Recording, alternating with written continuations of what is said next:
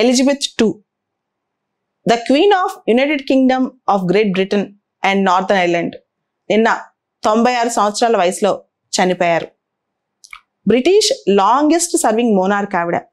దాదాపు 70 సంవత్సరాల 214 రోజులు ఆమెను పరిపాలించారు.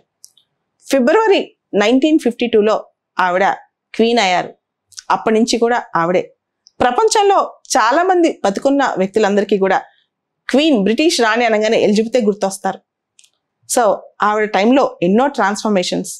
సోషల్ మీడియాలో ఆవిడ ఒక ట్రెండ్ సెట్టర్. ఆవిడ టెలివైజ్డ్ అడ్రస్ రేర్గా ఇచ్చినప్పటికీ ఆవిడ పాత అందరూ ఫాలో అయ్యేవాళ్ళు. చాలా వినూత్నంగా ఆలోచిస్తారంట ఆవిడ. అప్పటి వరకు బ్రిటన్లో డైవర్స్ సంబంధించి, రీమ్యారేజ్ సంబంధించి చాలా అపోహలు ఉండే. కానీ వాటన్నిటినీ కూడా ప్రోగ్రెసివ్గా ఆలోచించారు. ఇలా అనేక విషయాల్లో ఆవిడ ట్రెండ్ సెటర్ అని చెప్పుకోవచ్చు. ఆవిడ పెళ్లికి నిజాం నవాబు స్పెషల్ డైమండ్ నెక్లెస్ గిఫ్ట్ ఇచ్చారంట. చాలా కాస్ట్లీ డైమండ్ నెక్లెస్ అంట. క్వీన్ జ్యువెల్స్ అంటే చాలా పాపులర్ అనమాట. దాంతోపాటు కోహినూర్ డైమండ్ కూడా ఆవిడ కిరీటంలో ఉండేదంట. సో ఇవన్నీ కూడా ఆవిడ గురించి రకరకాల కథనాలు అనమాట. సో క్వీన్ ఎలిజబెత్ II సంబంధించి చూస్తే బ్రిటన్లో మోనార్కీ ఇంకా ఎందుకుంది, అసలు ఎలా మొదలైంది, ఇవన్నీ క్వశ్చన్స్. ఒకసారి మనం గమనిద్దాం. బ్రిటన్లో ఒక మాట ఉంటుంది, the king is dead, long live the king. Edward, Henry or George might die but kingship will survive. అంటే కింగ్ ఒక వ్యక్తిగా చనిపోవచ్చు, కానీ రాచరికం వర్ధిల్లుతూనే ఉంటుందని చెప్పి కింగ్ చనిపోయినప్పుడు ఆ ప్రొసెషన్లో ప్రజలు స్లోగన్స్ చెప్తూ ఉంటారనమాట. అంటే కింగ్షిప్ మాకు అవసరం, మాకు కావాలి, మా కింగ్ మాకు రారాజు అని చెప్పి అనమాట. సో అంతటి రాచరిక వ్యవస్థ బ్రిటన్లో ఉంది. ఈ రాచరిక వ్యవస్థ అనేది ఆంగ్లో సాక్సన్ స్టార్ట్ అయింది అనమాట. వీళ్ళ యొక్క జెనసిస్ అనేది ఆంగ్లో సాక్సన్స్. వీళ్ళు 6 ఇంపార్టెంట్ డైనస్టీస్ పరిపాలించాయి. 927 AD నుంచి ఇప్పటి వరకు, క్వీన్ ఎలిజబెత్ II వరకు 6 డైనస్టీస్ అనమాట. సో ఆంగ్లో సాక్సన్స్ వీళ్ళలో ఫస్ట్ వ్యక్తి 927 AD లో ఉన్న వ్యక్తి అత్లిస్తాన్ అనే ఒక కింగ్ అనమాట. అక్కడి నుంచి 6 డైనస్టీస్ అని చెప్పుకోవచ్చు.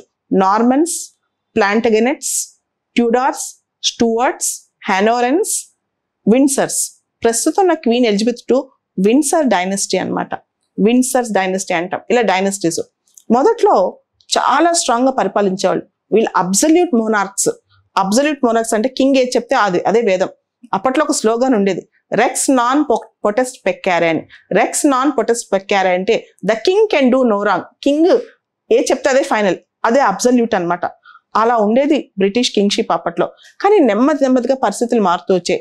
ముఖ్యంగా స్టూవర్ట్ డైనస్టీలో చార్ల్స్ I వ్యతిరేకంగా ప్యూరిటన్ రెవల్యూషన్ జరిగింది. ఆ రెవల్యూషన్ లో చార్ల్స్ I చంపేస్తారు ప్రజలకు ఎక్కువ అధికారాలు కావాలని. తర్వాత చార్ల్స్ II టైంలో మనకి గ్లోరియస్ రెవల్యూషన్ లేదా బ్లడ్ రెస్ రెవల్యూషన్ జరిగింది. చార్ల్స్ II కూడా స్టూవర్ట్ డైనస్టీ. ఈ గ్లోరియస్ రెవల్యూషన్ టైంలో కింగ్ అంటే చార్ల్స్ II చాలా పవర్స్ ప్రజలకు ఇచ్చేస్తారు. అంటే స్లోగా కింగ్ దగ్గర నుంచి పార్లమెంట్ నెమ్మదిగా పవర్స్ వెళ్తూ వచ్చాయి. నెమ్మదిగా అబ్సల్యూట్ మోనార్కీ కాస్త సింబాలిక్ మోనార్కీ లేదా కాన్స్టిట్యూషనల్ మోనార్కీ అయింది. సో గత 70 సంవత్సరాల నుంచి క్వీన్ ఇంకా ప్రోగ్రెసివ్గా ఆలోచిస్తూనే వచ్చింది. ఓన్లీ సింబాలిజం వైపే ఉందన్నమాట. క్వీన్ ఎలిజబెత్ 15 మంది బ్రిటిష్ ప్రైమ్ మినిస్టర్స్ తో పనిచేసింది.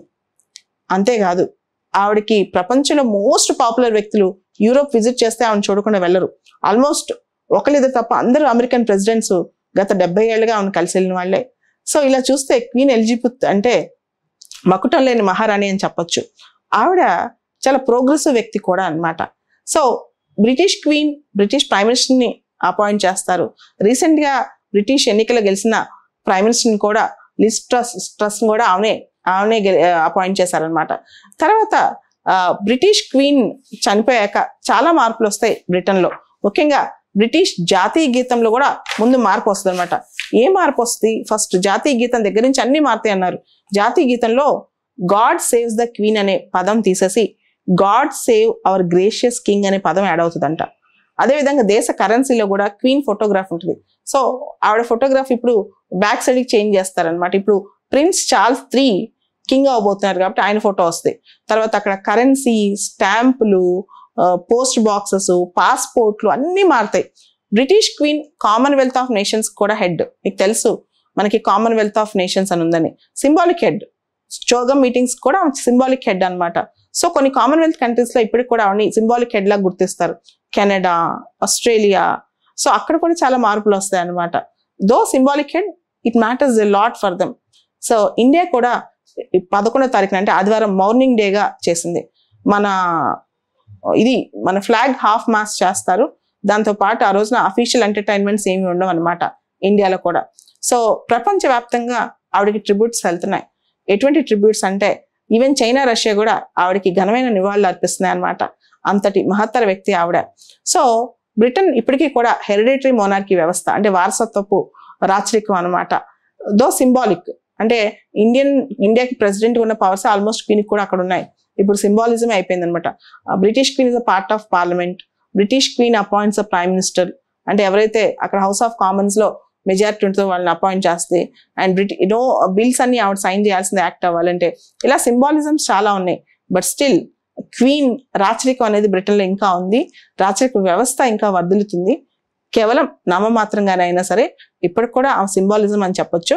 ఆవిడ తర్వాత ప్రిన్స్ చార్ల్స్ III కింగ్ కాబోతున్నారు.